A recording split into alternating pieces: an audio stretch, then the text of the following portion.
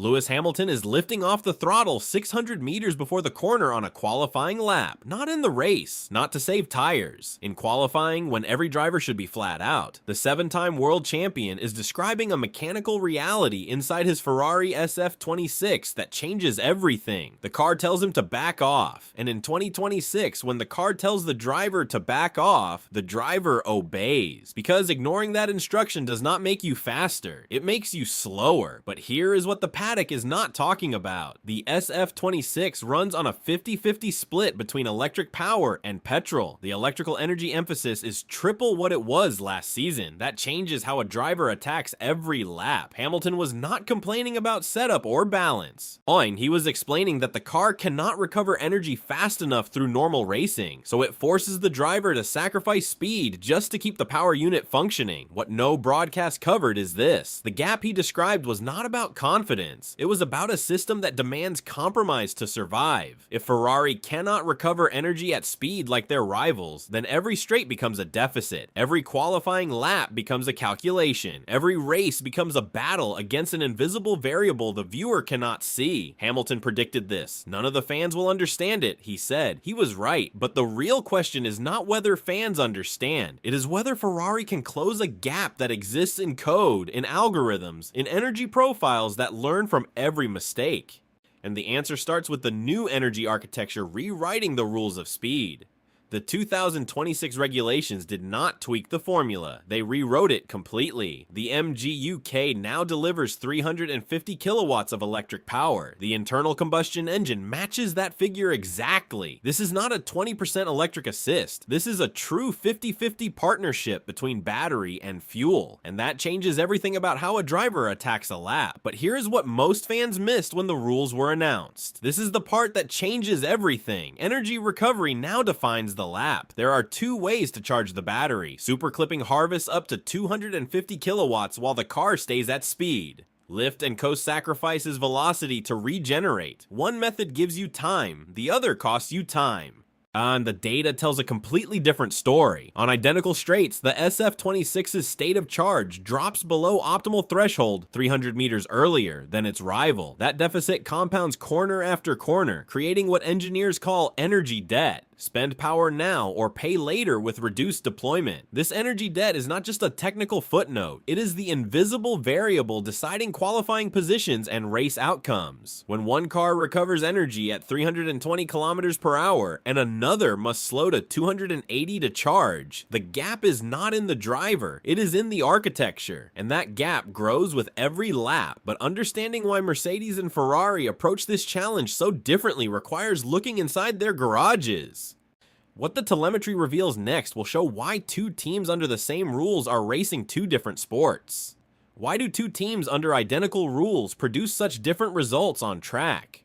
Hamilton gave the answer with engineer-level precision. It seems more so when they open up the SM. That is when they take a huge step. He was pointing to the system management phase where electrical deployment meets combustion power. Mercedes appears to sustain full combined output longer down the straight. Ferrari does not. But here is what the paddock is not talking about. The Melbourne qualifying gap was 0.8 seconds. By Shanghai, race trim showed a deficit of around 0.5 seconds per lap. Over 50 laps, that is 25 seconds of free time gifted to the rival. The difference is not in driver effort, it is in derating behavior.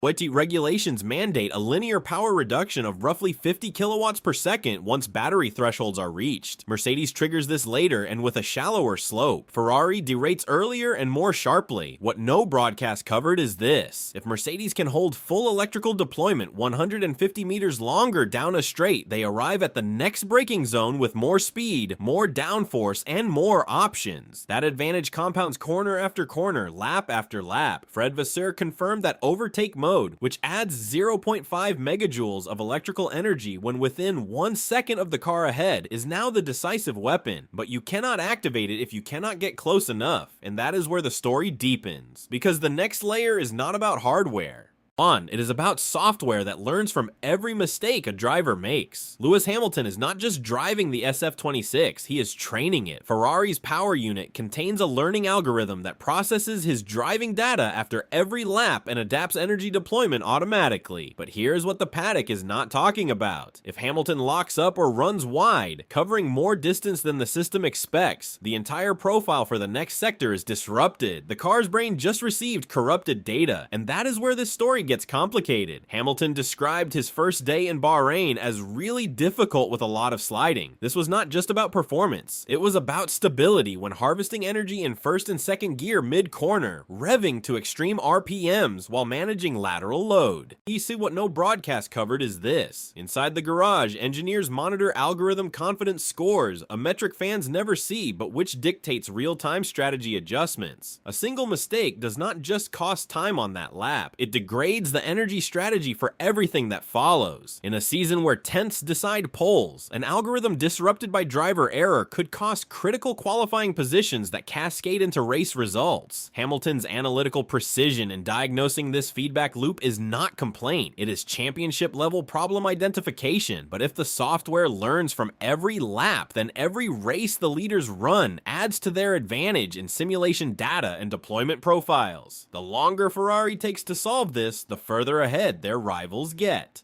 And that knowledge gap does not reset at the end of the season, which brings us to a regulatory question that could reshape the entire competitive order. The compression ratio limit for 2026 power units was reduced to 16:1. That number sounds small, but in engine design, it is everything. A higher ratio means more efficiency, more power, more advantage. Competitors have raised questions about how that limit is measured. The FIA currently tests at ambient temperature only, but engines do not run at ambient temperature on track. They run hot, and heat changes metal. But here is what the paddock is not talking about. Aluminum alloy engine components expand at a rate of roughly 0.024 millimeters per millimeter for every 100 degrees Celsius of temperature rise. That microscopic change can affect combustion efficiency in ways cold testing cannot detect. The FIA has confirmed a new dual temperature validation protocol begins June 1st after race 7. Mercedes has firmly denied any breach of the rules. But for the next 3 races, the old protocol remains, and that uncertainty shapes every strategic decision teams make today. If the new test reveals a discrepancy, retroactive penalties could reshape the constructors' standings. If it confirms compliance, then Ferrari must accelerate development to close the gap through pure engineering. Either way, the knowledge gained from these early races compounds. The number Ferrari did not publish was the one that mattered most, and while this regulatory question unfolds, the Scuderia is already moving. As their counterstrike begins not in the courtroom of public opinion, but in the wind tunnel and the simulation suite. Ferrari chose Monza for their private filming day on April 22nd for a reason. This is the temple of speed, the longest sustained high-speed running on the calendar, and therefore the ultimate stress test for any energy recovery system. 200 kilometers of private running at a circuit that exposes every weakness in power unit optimization. The data from this session will not appear on any broadcast, but here is what the paddock is not talking about. The Scuderia is preparing what team principal Fred Vasseur called a package and a half for Miami, aerodynamic updates and software refinements originally planned for Bahrain, but now enhanced with extra development time. They have also recruited Maxime Martinez from Nissan's Formula E program specifically to oversee power unit control systems. What no broadcast covered is this. Formula E racing demands aggressive energy management in every session, and Martinez's expertise in predictive deployment algorithms could accelerate Ferrari's learning curve in ways pure F1 experience cannot. For the Tifosi, this moment echoes the Scuderia's historical ability to turn development deficits into championship-winning momentum, like the early 2000s era. But the constructors' battle is won in cumulative points, and every race matters. If Ferrari can narrow the gap before the European flyaway races, the title fight remains alive. If not, the gap becomes structural, and that brings us to the deeper question Hamilton has been warning about since Barcelona.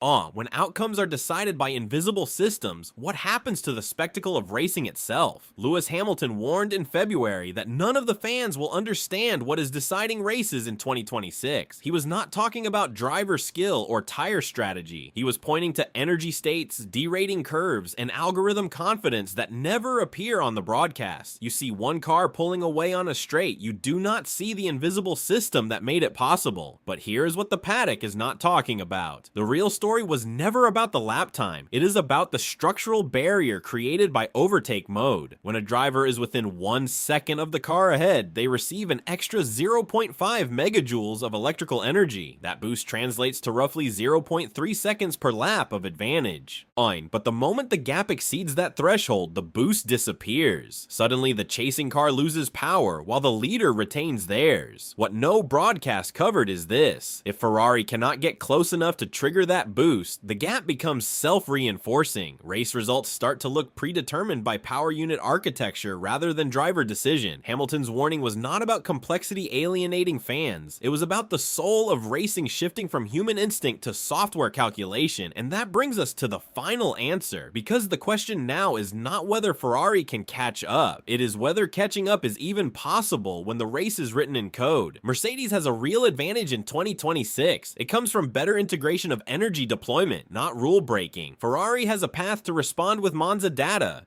Miami upgrades, and new expertise from Formula E. But time is the enemy. Every race run with superior energy management adds to the leader's simulation database. The gap is not just in lap time, it is in knowledge, and knowledge in this formula compounds. If Ferrari closes the deficit by mid-season, the championship stays alive. If they do not, the constructors' battle could be decided by power unit strategy more than driver skill. Miami is the next test. Hamilton knows the problem with precision. He knows where the SF-26 loses time. He knows what the car demands to function. The question is simple: can Ferrari solve it before the algorithm locks in? For fans who love racing decided by drivers, this moment defines the sport's direction. Hamilton has articulated the challenge with engineer-level clarity. The gap exists in code, in energy profiles, in software that learns from every lap. In 2026, the race is written before the lights go out. The team that masters the invisible system does not just win, they set the new rules of speed.